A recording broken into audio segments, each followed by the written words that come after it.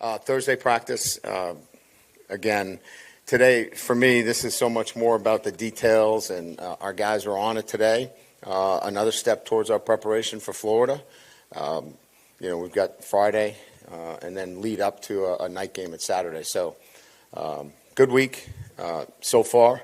We still got some more work to do, but I was pleased with today's practice. So open it up to you guys. Start with the housekeeping injury stuff. What have Braylon and Trey'Dez been able to do this week? Trey'Dez was out on the field today, catching balls, moving around.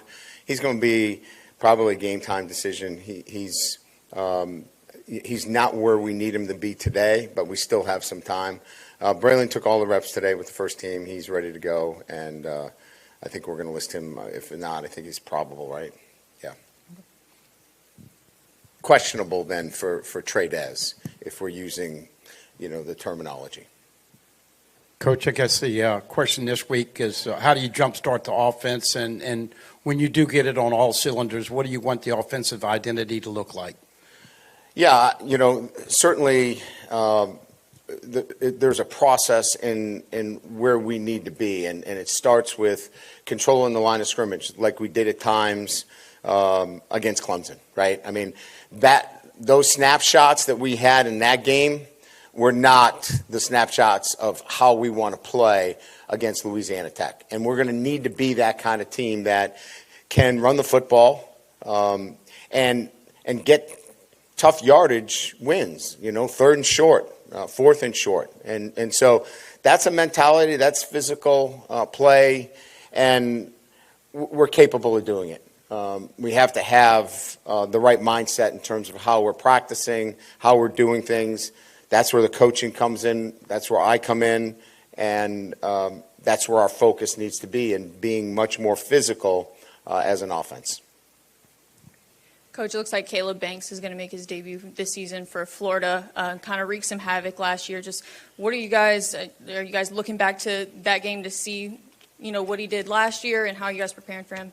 No, he's a really good player. And there were a number of guys that we played against in the SEC that have similar traits. He's a really good player. He's physical. He certainly was disruptive for us. So we're aware of him. We know that, similar to Woods at Clemson, these guys have to be, blocked and sometimes double teamed. So we're quite aware of him, know he's going to play, and we'll have to be up for the task. We were talking to Witt and Jarden earlier this week, and they just raved about Blake Baker, and it just seems like every player that we talk to on that side of the ball has some kind of story about how much trust and belief they have in him. Just his ability to relate to not only the guys in his room, but seemingly every player on the defensive side of the ball. Just how unique is that, and how has that maybe helped form the early success defensively? Well, I think they said the same thing about him last year, and we finished near the bottom of the of the SEC, and so it's not just being a great guy.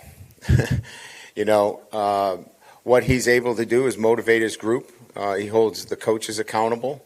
He holds the players accountable. His scheme that has developed over a period of time is driven by the players. And he puts those guys in a great place to be successful. So I think more than anything else, his ability to communicate and relate certainly, creates, an energy about the group that they enjoy working with him. It's positive coaching, but demanding. It's exactly what I'm looking for. And then along the way, he's developed a scheme that is very difficult with the right players, and he's got the right players, and we've had two really good games. We're going to be challenged again this weekend. Coach, going into this game with or without Braylon Moore, how important is offensive line play going to be in sustaining the runner-pass game and the length of plays as a whole?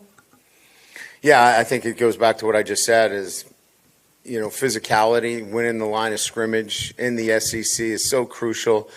If you're one-dimensional in this league, you end up on the wrong side. We saw that in Jaden Daniels last year, where we were prolific on offense, but we couldn't hold up on defense. So this is about complementing. If we're going to play really good defense, we need to complement our defense offensively, and that, for me, is much more about being physical as an offense. And I think I probably used that 3 or 4 times, but that's really the crux of it. We have to be more physical up front.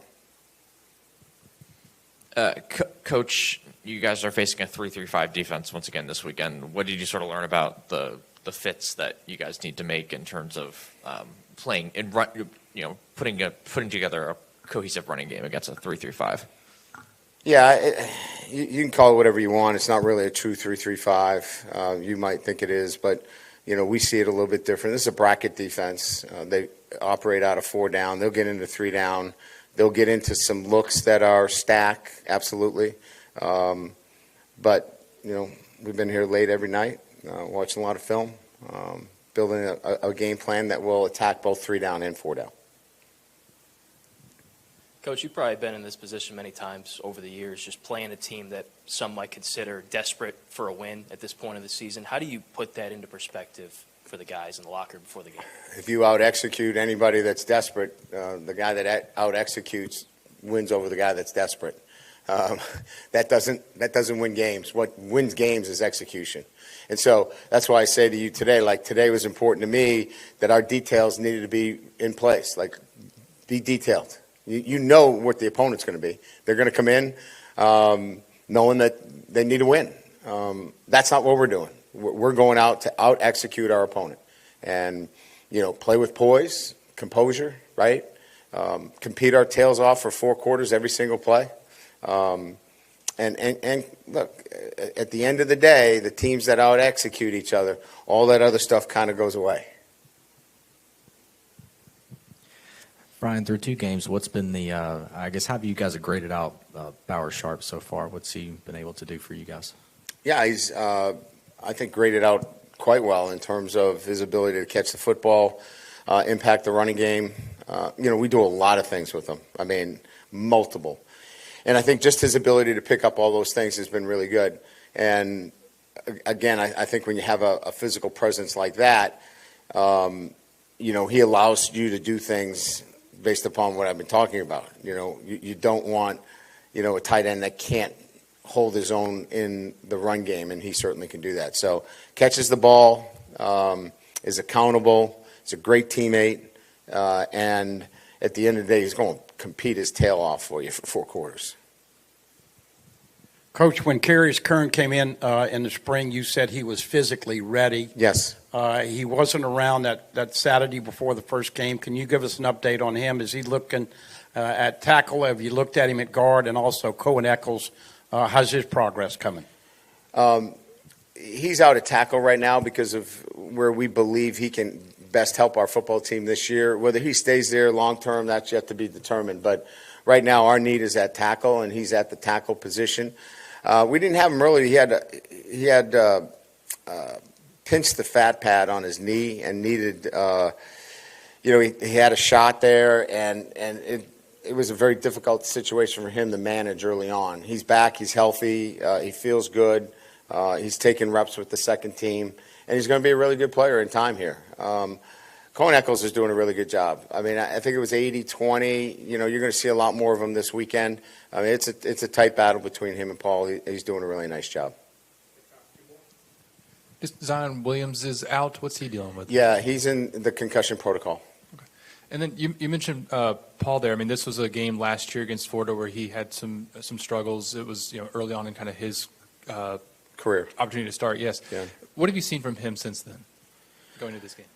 Well, I mean, I think first and foremost, he's assignment correct. He's really reliable. You can trust him that he's going to do the right things.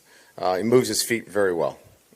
And I think more than anything else, it's just continue to, work, staying low, playing with better pads. He has a tendency to rise up a little bit. And I thought he had a great week. And the combination of him and Cohen Eccles, I think, puts us in a really good position at that guard position. Coach, I guess the pageantry of this rivalry, it's one of the best in the SEC, arguably. Does this kind of game and the atmosphere being on your side this year, does this make you and your team more excited for a game like this, or is it just kind of another game? These guys come here to play in the SEC, right? And it's an SEC game, and Florida is going to be a great atmosphere. couple of weeks we go to Ole Miss. That'll be a great atmosphere. I think you can imagine that to a man, these guys really are locked in when they get an SEC opponent.